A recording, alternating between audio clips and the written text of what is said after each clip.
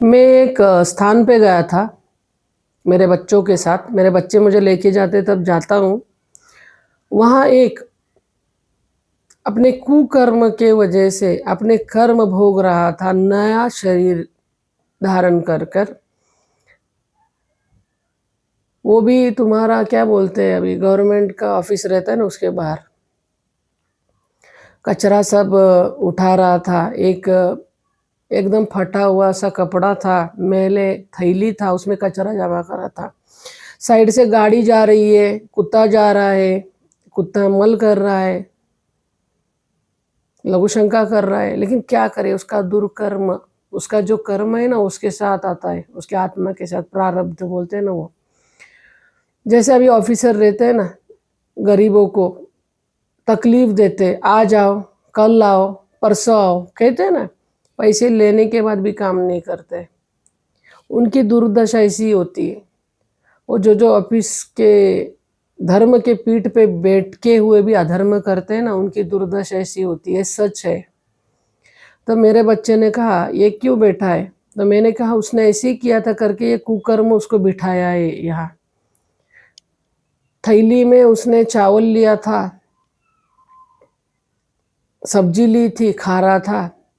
गाड़ी जा रहे आ रहे, उसमें धूल उड़ रहा है, दूर के कंकर जो उसमें गिरा, खा रहा है। मतलब दुष्कर्म कितना इंसान किया हुआ ही उसे भोगना पड़ता है, ये नहीं पता इंसान को। दुर्भाग्य इंसान का। इंसान जब अच्छे घर में जन्म लेता है ना, चाहे वो ब्राह्मण हो, क्षत्रिय हो, वैश्य हो, शूद्र हो, किसी में भी, किसी भी वर्ण में वो अगर जन्म लेता है ना, उस वर्ण का धर्मयुक्त कर्म कर कर पालन करना प्रत्येक जीव का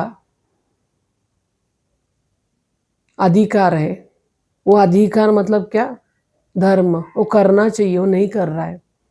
वो कुकर्म भोगने के लिए ऐसे ऐसे रूप में आता है और ऐसे ऐसे कर्म भोगता है। जिस टाइम वो ऑफिसर था, ऐसे गरीबों को नचा रहा था, इधर उधर इधर उधर करके। आज वो पाप कर कर, कुकर्म कर कर, वो शरीर धारण कर कर, वो आत्मा उसका भोग भोग रहा है, उधर खा रहा था। मतलब कुकर्म कितना बुरा है, ये मेरे बच्चों को मैं बोलता हूँ। क्योंकि कुकर्म ना चित्रगुप्त लिखते रहता है, इंसान को नहीं पता चलता। आज दूसरे की रोटी छीन लेंगे, दूसरे का बच्चों का अधिकार छीन लेंगे, खुद का घर रहते हुए भी, खुद का खेत खलियान रहते हुए भी जो भाई मजबूर रहता है, उसके पास कुछ भी नहीं रहता है, वो बेसहारा रहता है, असह्य रहता है, उसका भी लेने का, उसका भी छीनने का। ऐसे लोगों का ही मरने के बाद कुकर्म का हश्र ऐसा होता है।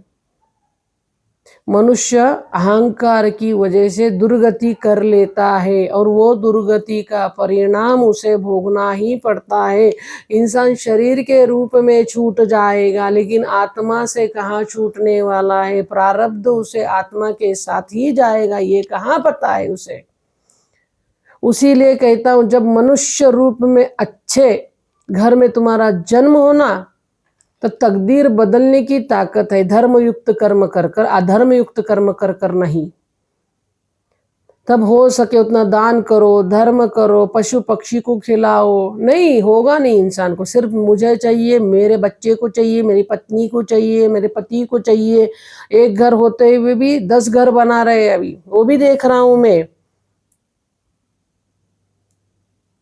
खाली लालसा, इच्छा इंसान की खत्म नहीं हो रही है।